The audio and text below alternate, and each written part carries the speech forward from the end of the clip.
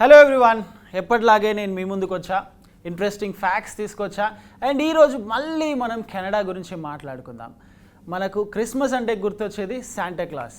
మరి Santa Claus address ఎక్కడ ఉందో తెలుసా? అది కెనడాలో ఉంది. మీరు శాంటాక్లాస్కి ఒక లెటర్ రాశారనుకోండి, మీకు మళ్ళీ రిటర్న్లో తను ఒక లెటర్ రాస్తాడు. ఆ అడ్రస్ ఏంటో తెలుసా? HOHO కెనడా అని రాయండి, మీకు లెటర్ వస్తుంది.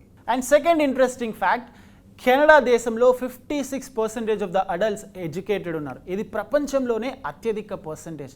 వీళ్ళందరికీ అట్లీస్ట్ మినిమం ఒక డిగ్రీ ఉంటుంది.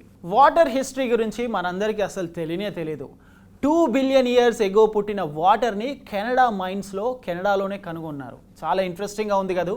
మరొక ఇంట్రెస్టింగ్ ఫ్యాక్ట్ కెనడా గురించి మాట్లాడదాం. దానికంటే ముందు అమెరికా గురించి విన్నాం కదా, వాళ్ళు ఎక్కువగా పిజ్జాస్ అండ్ హాట్ డాగ్స్ తింటారు. మరి కెనడాలో వాళ్ళు మ్యాక్ అండ్ చీజ్ తింటారు ఎక్కువగా. ప్రతి వారంలో అంటే ప్రతి వారానికి 1.7 million boxes of mac and cheese తింటారు కెనడా పబ్లిక్. విన్నారు కదా కెనడా గురించి ఇంట్రెస్టింగ్ ఫ్యాక్ట్స్. మరో రోజు మరొక కంట్రీ గురించి ఇంట్రెస్టింగ్ ఫ్యాక్ట్స్తో నేను మీ ముందుకు వస్తాను.